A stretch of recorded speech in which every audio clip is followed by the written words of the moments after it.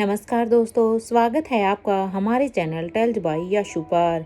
यहाँ पर आपको मिलेंगी रोचक और सस्पेंसफुल कहानियाँ। अगर आपको यहाँ पर हमारी कहानियाँ पसंद आती हैं तो कृपया करके आप हमारी वीडियोस को लाइक करें, इसको अपने दोस्तों को साथ शेयर करें और साथ के साथ अपना कमेंट करना ना भूलें। अगर आप इस चैनल पर नए हैं तो कृपया करके इसे सब्सक्राइब भी करें। आपका ज्यादा समय न लेते हुए चलो आज की कहानी को शुरू करते हैं। आज पहली बार नेहा, आदित्य और पीहू के दिल में एक अलग सा सुकून था। आज आदित्य ने जब अपने दिल की बात नेहा से कही तो उसे लगा जैसे उसे खुश तो इसे प्लेनेट में कोई भी नहीं हो सकती। आज आदित्य और नेहा दोनों के लिए दिल से उनकी फैमिली कंप्लीट हो गई थी। पीहू इतनी खुश थी कि सोते हुए भी उसके चेहरे पर अब सिर्फ एक मुस्कुराहट थी। नेहा उसे सुलाने के बाद खुद भी आज चैन की नींद सोना चाहती थी। पीहू को सुलाने के बाद वो अपने कमरे में जाने का सोच रही थी। उसने पीहू के रूम से निकलकर दरवाजा बंद किया और अपने कमरे में चली गई। वो जैसे ही वहां पर पहुंची उसने देखा कि आदित्य उसी के बेड पर ही लेटकर बुक रीड कर रहा था। एक पल को तो नेहा को लगा कि वो गलत कमरे में आ गई है। उसने आसपास देखा तो वो उसी का ही कमरा था। उसने अब तुरंत पूछा, तुम यहाँ? आदित्य ने उसकी आवाज सुनते ही बुक नीचे रख दी और उसकी तरफ देखने लगा। क्यों, तुम मुझे यहाँ एक्सपेक्ट नहीं कर रही थी? आदित्य ने पूछा। नेहा पहले तो आदित्य को यहाँ देखकर शर्मा रही थी और अब उसकी बात सुनकर, ये मेरा रूम है, why are you here? Neha ने पूछा। उसे ये कहते हुए खुद भी थोड़ा सा अजीब लग रहा था क्योंकि ये पूरा घर आदित्य का था। वो जब चाहे कहीं भी आ जा सकता था। उसे डर भी लग रहा था कि कहीं आदित्य गुस्सा ना हो जाए, लेकिन उसका चेहरा देखकर समझ आ रहा था कि वो आज कुछ ज्यादा ही अच्छे मूड में था। वो धीरे से अब अपने बेड से उठा और नेहा के पास जाने लगा। हमारा जो रिश्ता है उसके बाद क्या मैं इस कमरे में नहीं आ सकता? आफ्टर ऑल हम लोग हस्बैंड वाइफ हैं, तो मैं क्यों नहीं आ सकता यहाँ? आदित्य ने बड़े ही सीरियस एक्सप्रेशन के साथ ये बात कही, लेकिन उसके अंदर एक अलग ही मस्ती चल रही थी। इतना सुनने के बाद अब नेहा बिल्कुल से ही स्पीचलेस हो चुकी थी। वो बहुत कुछ बोलना तो चाह रही थी लेकिन शब्द उसके मुंह पर आते आते रह जा रहे थे। वो आदित्य के यहाँ होने से कितनी खुश थी वो बता नहीं सकती थी, लेकिन उसके सामने वो इस बात को जाहिर नहीं करना चाहती थी। वो तुरंत कुछ सोचकर अब बाथरूम की तरफ चली गई। उसे इस वक्त एक अच्छे लंबे शावर की जरूरत महसूस हो रही थी। काफी देर बाथरूम के अंदर बिताने के बाद उसे अब ऐसा लग रहा था जैसे अभी तक आदित्य वहां से निकल गया होगा। उसने सोचा कि आदित्य उससे सिर्फ मिलने आया होगा, बात करने आया होगा और इतनी देर बाद वो शायद जाकर सो गया होगा, लेकिन जब वो बाहर आई तो ऐसा नहीं था।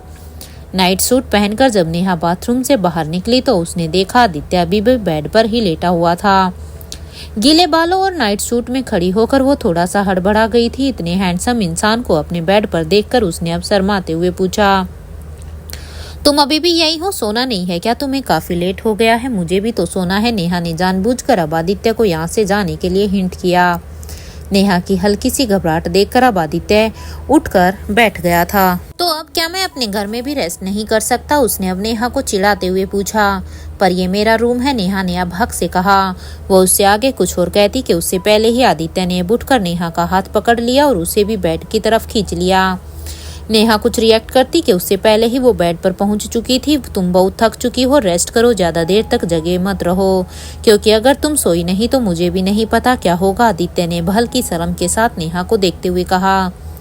उसका क्या मतलब था ये नेहा अच्छे से समझ गई थी। नेहा के निकलने के बाद उसके शरीर की खुशबू नहाकर निकलने के बाद उसके शरीर की खुशबू पूरे ही कमरे में फैल चुकी थी और इस माहौल के बीच आदित्य का ये कहना नेहा को शर्माने पर और भी मजबूर कर रहा था।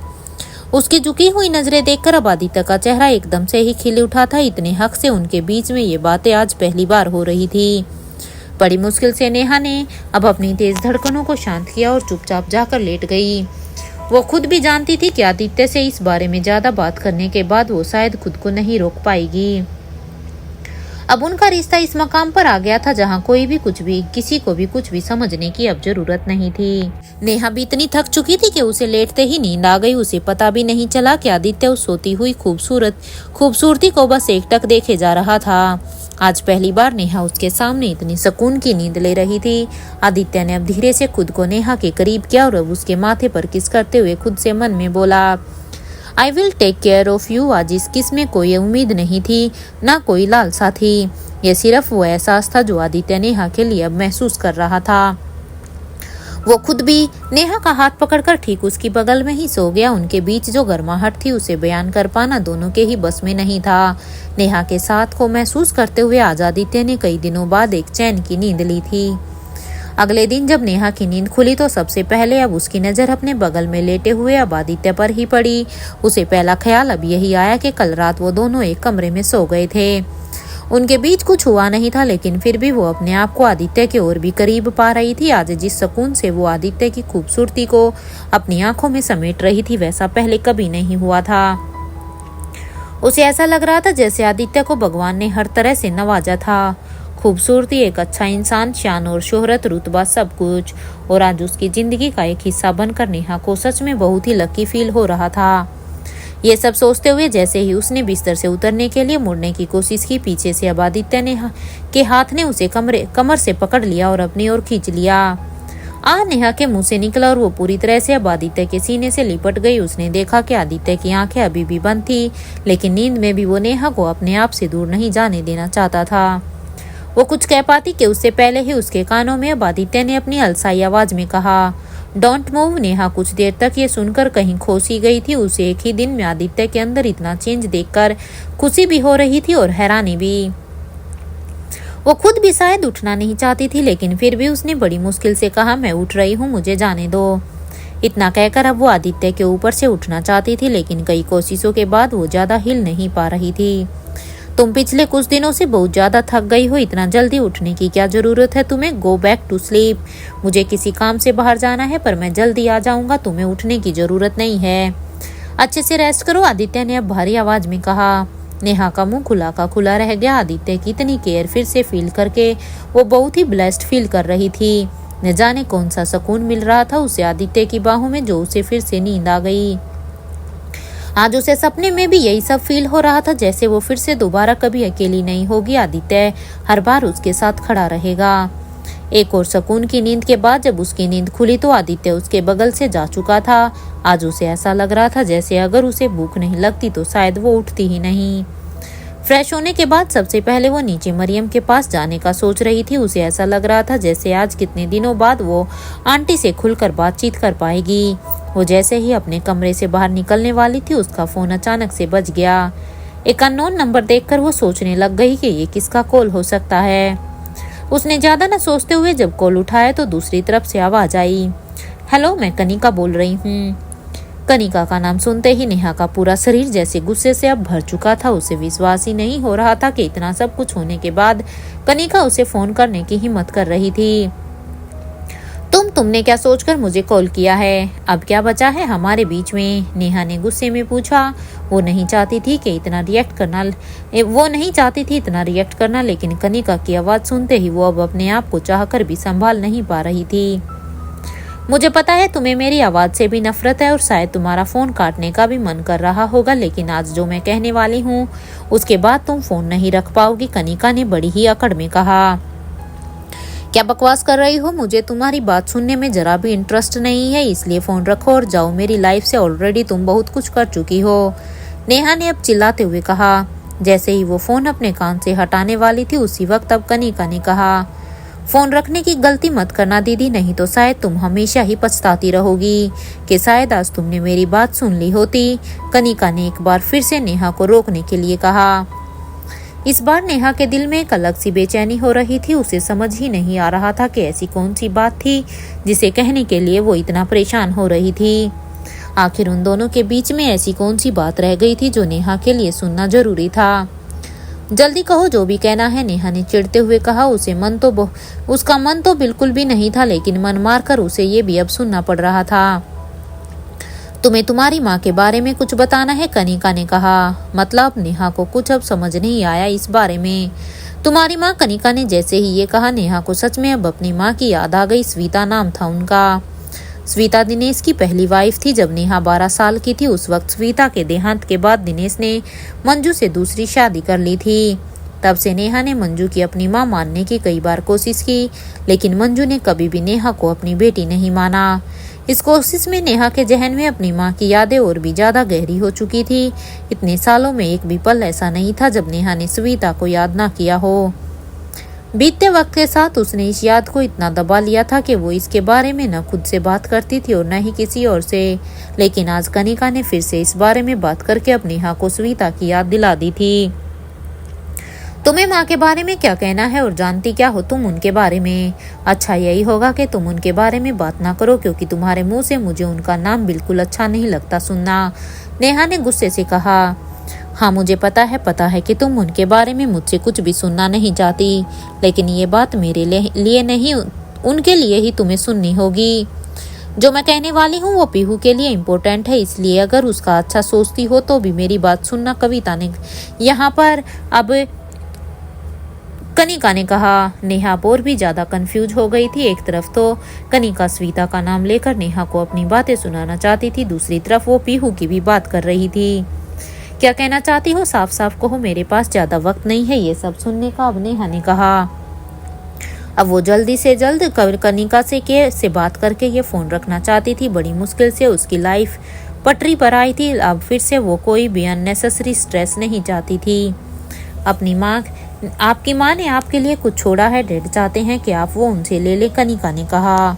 क्या मतलब है तुम्हारा? नेहा ने पूछा। डैड ने मुझे बताया है कि आपकी माँ ने आपके लिए एक अकाउंट खोला था जिसमें उन्होंने अपनी जिंदगी की सारी ही कमाई, जमा पूंजी सब कुछ इकट्ठा की थी।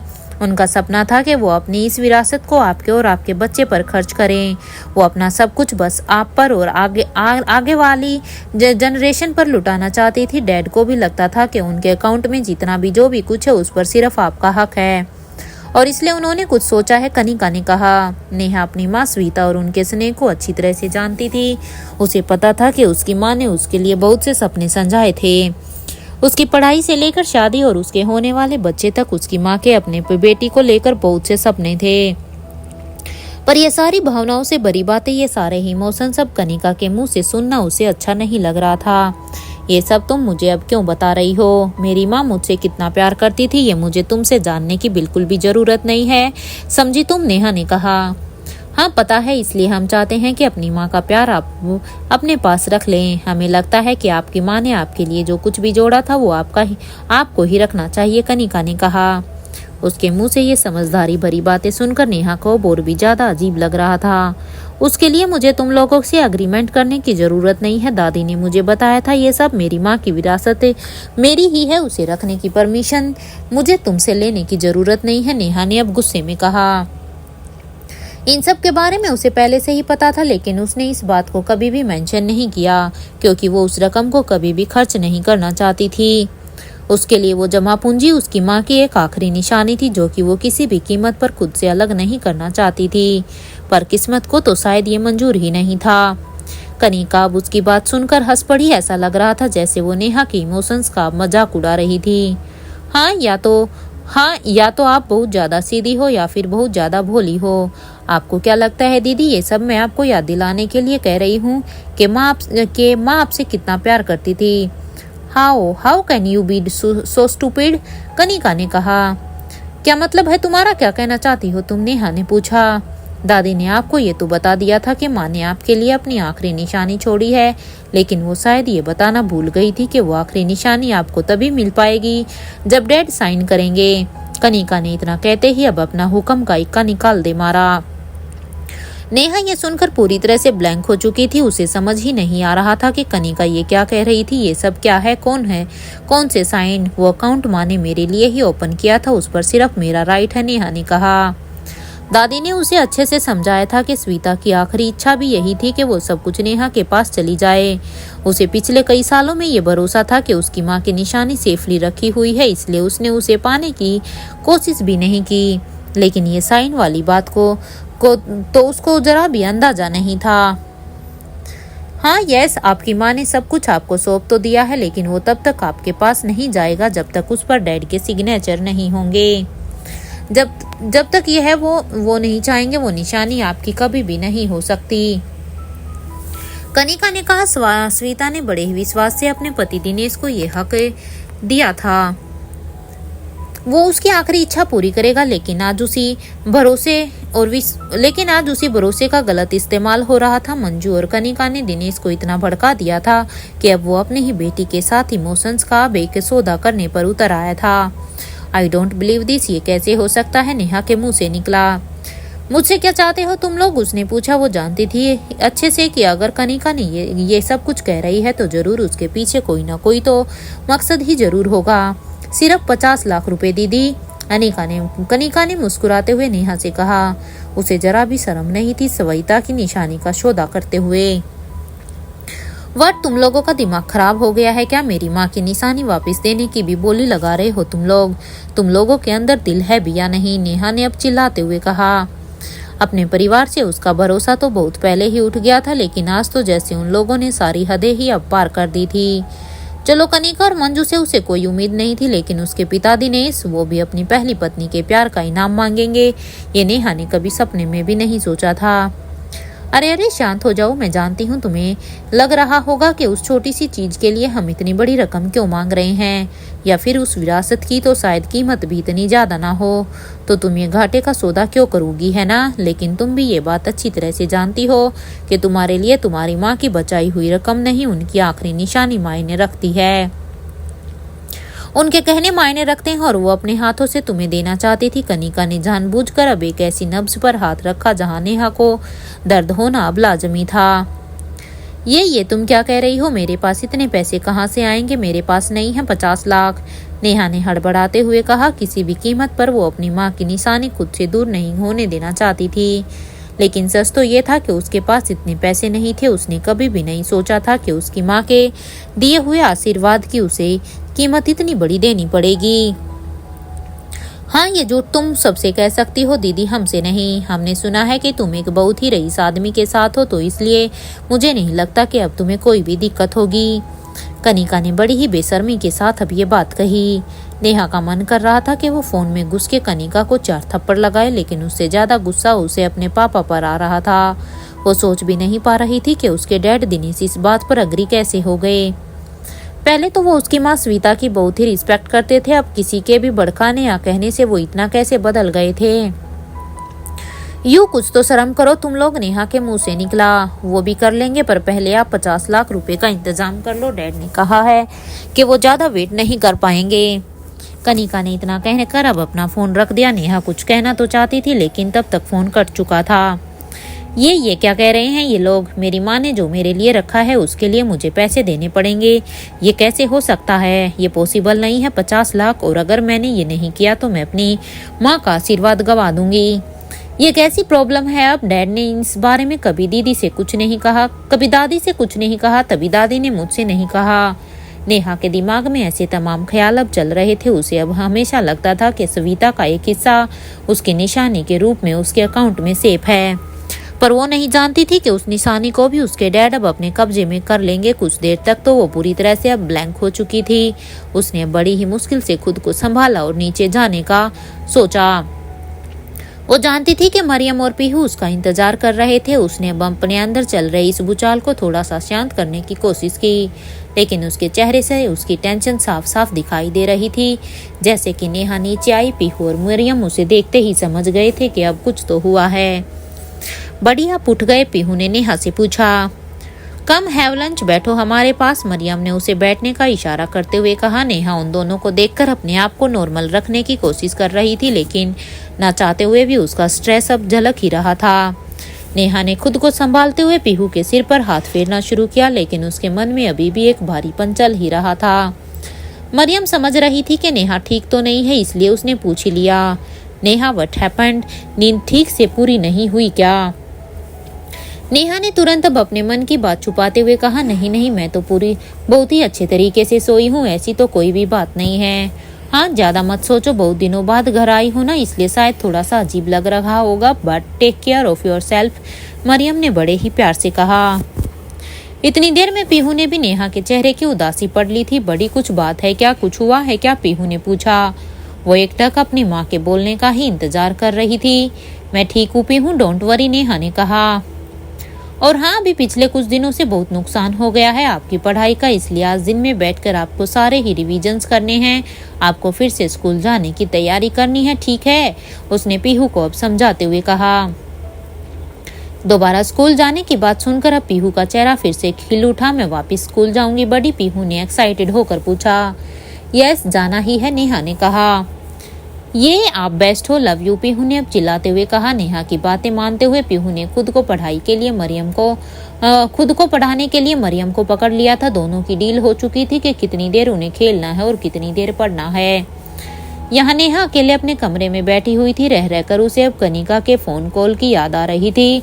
50 लाख कोई छोटी मोटी रकम नहीं थी। उसे किसी भी तरह से अपनी माँ का सामान वापस चाहिए था, लेकिन उसके पास इतने पैसे नहीं थे। नेहा ने अब अपने परिवार के बारे में कभी भी आदित्य से कोई भी बात नहीं की थी, इसलिए वो आज भी नहीं चाहती थी कि आदित्य इन सब में इन्वॉल्व हो। अगर पैसे के हिसाब से देखा जाए तो ये सौदा बहुत ही घाटे का था, लेकिन नेहा के लिए वो इमोशंस इम्पोर्टेंट थे। उसकी माँ का आशीर्वाद और आखिरी निशानी उसके लिए अब अनमोल थी। कुछ भी हो जाए, मैं इन सब में आदित्य को इन्वॉल्व नहीं करूंगी। उसने ऑलरेडी मेरे लिए बहुत कुछ किया है, इतना कि मैं जिंदगी भर भी उसका कर्ज नहीं चुका पाऊंगी। पर ये इस बार नहीं, मेरी माँ की ब्लेसिंग्स के लिए जो भी करना होगा मुझे ही करना होगा। मैं उससे मदद लेकर अपना गिल्ट और भी नहीं बढ़ा सकती। नेहा ने अब मन में ही सोचा। उसके मन में बस एक ही चीज बार बार आ रही थी कि किसी भी तरह से उसे अब त्रिपाठी फैमिली से सारे रिश्ते नाते तोड़ने थे। वो अब समझ चुकी थी कि जब तक वो उनसे जुड़ी रहेगी तब तक तो वो किसी न किसी रूप में उसकी जिंदगी में मुसीबत लाते ही रहेंगे। और अपनी माँ की आखिरी निशानी लेना उसके लिए वही सही मौका था। ये वही वक्त था जब वो अपना सब कुछ उस परिवार से लेकर उनसे सारे रिश्ते नाते तोड़ने वाली थी। यहाँ त्रिपाठी फैमिली में कनिका नेहा से बात करने के बाद जब अपने कमरे में आई तो दिनेश उसका ही इंतजार कर रहा था। डैड, मैंने दीदी को बता दिया है। मैंने उन्हें समझाने की बहुत ही कोशिश की, लेकिन वो समझने को तैयार ही नहीं थी। वो तो उल्टा मुझे ही डांटने लगी। एक तो हम माँ का सामान उसे लौटाना चाहते हैं और वो मुझे बिल्कुल भी अच्छा नहीं लगा डैड, कनिका ने दुखी होकर कहा। वो जानबूझकर ऐसे प्रिटेंड कर रही थी जैसे नेहा ने उससे बहुत ही बदतमीजी की हो। खुद को बेचारी और नेहा को विलन बनाना तो उसकी आदत हो गई थी। उसके तुरंत बाद अब कनिका रोने भी लग गई थी ताकि दिनेश को उसकी बातों पर और भी ज्यादा यकीन हो जाए। कनिका को रोते हुए देखकर दिनेश का गुस्सा और भी बढ़ गया था। एहसान फरामोश, मैंने उसे इतने प्यार दुलार के साथ बड़ा किया, उसकी हर मांग पूरी की, और वो है कि उसके पास अपनी माँ की निशानी के पैसे नहीं है। रेडिकुलर्स, दिनेश ने नेहा पर गुस्सा निकालते हुए बड़बड़ाते हुए कहा। कनिका, तुम्हें नहीं लगता कि 50 लाख कुछ ज्यादा है? स्वीता की सेविंग में तो उसकी आधी रकम भी नहीं होगी। हो सकता है कि नेहा के पास सच में इतने पैसे ना हो और हम 50 के लालच में कहीं 25 भी खो दें। दिनेश ने कुछ सोचते हुए कहा। वो इतना निर्दयी हो चुका था कि उसकी वाइफ की निशानी से बस पैसे कमाना चाहता था। 25 हो या 50, उसे बस पैसों से मतलब था।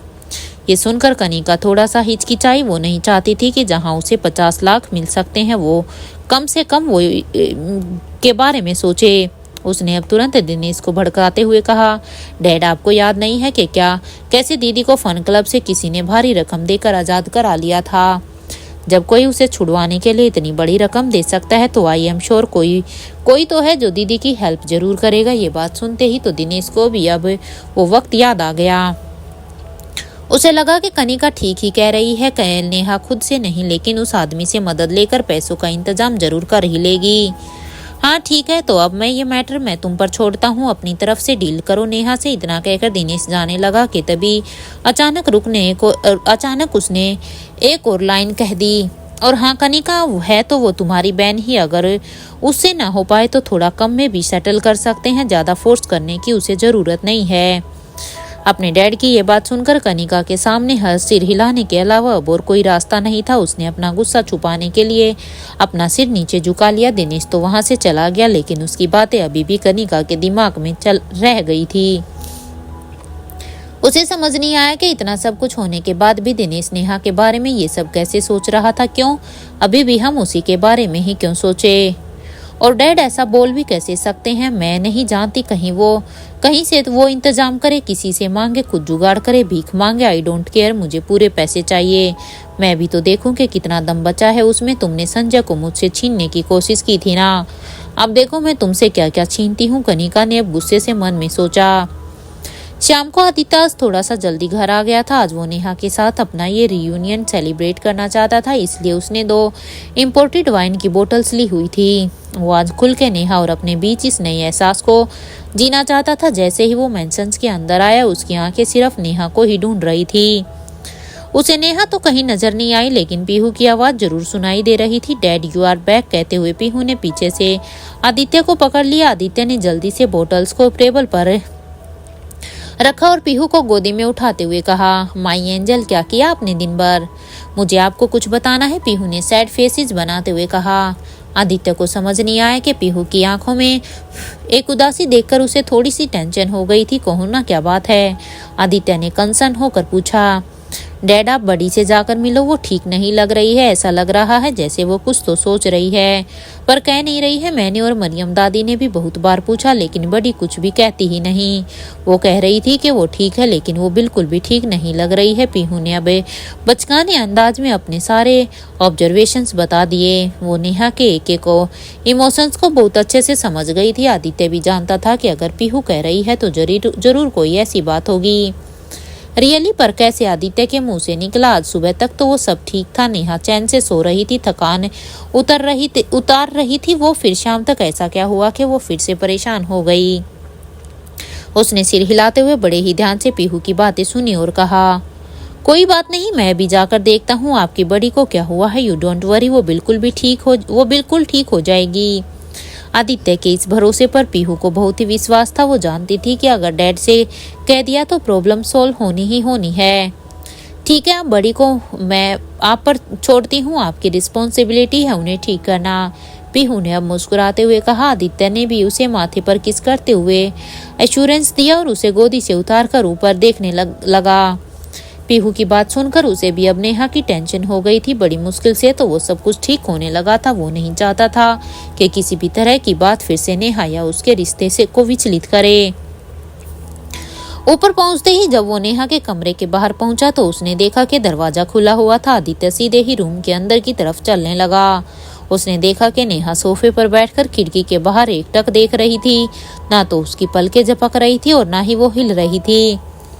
आदित्य उसे देखते ही समझ गया था कि वो किसी बहुत ही गहरी सोच में डूबी हुई थी। उसे ये भी यकीन हो गया था कि पीहू की बात गलत नहीं थी। नेहा इतनी खोई हुई थी कि उसे आदित्य के अंदर आने की आहट तक का भी पता नहीं चला।